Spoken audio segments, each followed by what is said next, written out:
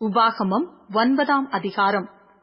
இஸ்ரவேலே கேள், நீ இப்பொழுது யோர்தானை கடந்து உன்னிலும் ஜனம் பெருத்ததும் பலத்ததுமான ஜாதிகளை துரத்தி வானத்தை அளாவிய மதில் சூழ்ந்த பெரிய பட்டணங்களை பிடித்து ஏனாக்கின் புத்திரராகிய பெரியவர்களும் நெடியவர்களுமான ஜனங்களை துரத்திவிடப் போகிறாய். இவர்கள் செய்தியை நீ அறிந்து ஏனாக் புத்திரருக்கு முன்பாக நிற்பவன் யார் என்று சொல்லப்படுவதை நீ கேட்டிருக்கிறாய். உன் தேவனாகிய கர்த்தர் உனக்கு முன்பாக கடந்து போகிறவர் என்பதை இன்று அறிய கடவாய். அவர் பட்சிக்கிற அக்கினியைப் போல அவர்களை அழிப்பார். அவர்களை உனக்கு முன்பாக விழப் பண்ணுவார். இவ்விதமாய் கர்த்தர் உனக்கு சொன்னபடியே நீ அவர்களை சீக்கிரமாய் துரத்தி அவர்களை அழிப்பாய். உன் தேவனாகிய கர்த்தர் அவர்களை உனக்கு முன்பாக துரத்துகையில் நீ உன் இருதயத்திலே, என் நீதியின் நிமித்தம் இந்த தேசத்தை சுதந்தரித்துக் கொள்ளும்படி கர்த்தர் என்னை அழைத்து வந்தார் என்று சொல்லாயாக. அந்த ஜாதிகளுடைய ஆகாமியத்தின் நிமித்தமே கர்த்தர் அவர்களை உனக்கு முன்பாக துரத்தி விடுகிறார். உன் நீதியின் நிமித்தமும் உன் இருதயத்தினுடைய உத்தமத்தின் நிமித்தமும் நீ அவர்கள் தேசத்தை சுதந்தரிக்கும்படி பிரவேசிப்பதில்லை. அந்த ஜாதிகளுடைய ஆகாமியத்தின் நிமித்தமாகவும் ஆபிரகாம், ஈசாக்கு, யாக்கோபு என்னும் உன் பிதாக்களுக்கு கர்த்தர் ஆணையிட்டு சொன்ன வார்த்தையை நிறைவேற்றும்படியாகவும் உன் தேவனாகிய கர்த்தர் அவர்களை உனக்கு முன்பாக துரத்திவிடுகிறார். ஆகையால் உன் நீதியின் நிமித்தம் உன் தேவனாகிய கர்த்தர் உனக்கு அந்த நல்ல தேசத்தை சுதந்தரிக்க கொடார் என்பதை அறிய கடவாய். நீ வணங்கா கழுத்துள்ள ஜனம், நீ வனாந்திரத்தில் உன் தேவனாகிய கர்த்தருக்கு கடும் கோபம் உண்டாக்கினதை நினை, அதை மறவாயாக. நீங்கள் எகிப்து தேசத்திலிருந்து புறப்பட்ட நாள் முதல் இவ்விடத்தில் வந்து சேரும் மட்டும் கர்த்தருக்கு விரோதமாய் கலகம் பண்ணினீர்கள். ஓரேபிலும் நீங்கள் கர்த்தருக்கு கடும் கோபம் உண்டாக்கினதினால் கர்த்தர் உங்களை அழிக்கத்தக்கதான உக்கிரம் கொண்டார். கர்த்தர் உங்களோடே பண்ணின உடன்படிக்கை பலகைகளாகிய கற்பலகைகளை பெற்றுக் கொள்ளும்படி நான் மலையில் ஏறின போது 40 நாள் இரவும் பகலும் மலையில் தங்கி அப்பம் புசியாமலும் தண்ணீர் குடியாமலும் இருந்தேன். அப்பொழுது தேவனுடைய விரலினால் எழுதியிருந்த 2 கற்பலகைகளை கர்த்தர் என்னிடத்தில் ஒப்புக் கொடுத்தார். சபை கூடியிருந்த நாளில் கர்த்தர் மலையிலே அக்கினியின் நடுவிலிருந்து உங்களுடனே பேசின வார்த்தைகளின்படியே அவைகளில் எழுதியிருந்தது. இரவும் பகலும் 40 நாள் முடிந்து கர்த்தர் எனக்கு அந்த உடன்படிக்கையின் 2 கற்பலகைகளை கொடுக்கிற போது கர்த்தர் என்னை நோக்கி, நீ எழுந்து சீக்கிரமாய் இவ்விடம் விட்டு இறங்கிப்போ.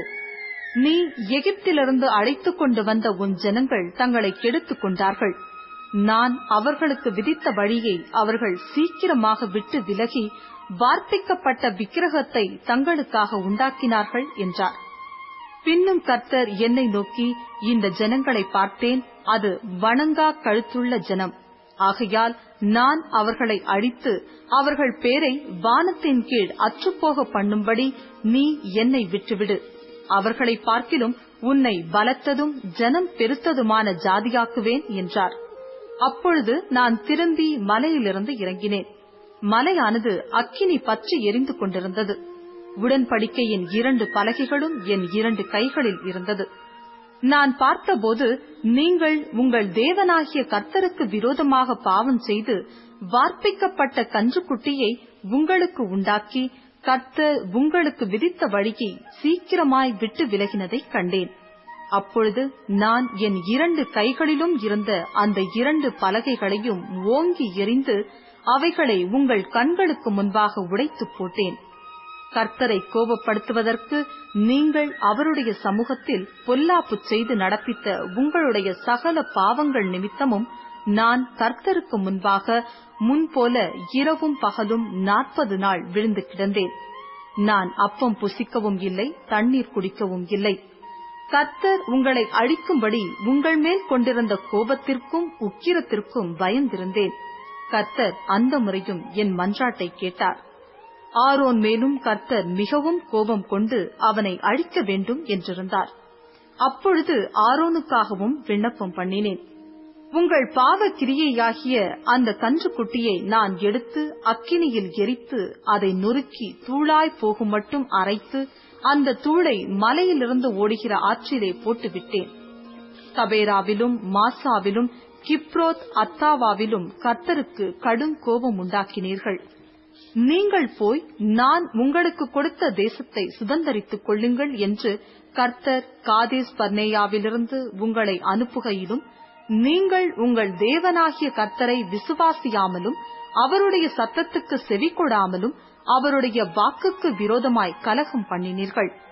நான் உங்களை அறிந்த நாள் முதற்கொண்டு நீங்கள் கர்த்தருக்கு விரோதமாக கலகம் பண்ணுகிறவர்களாயிருந்தீர்கள்.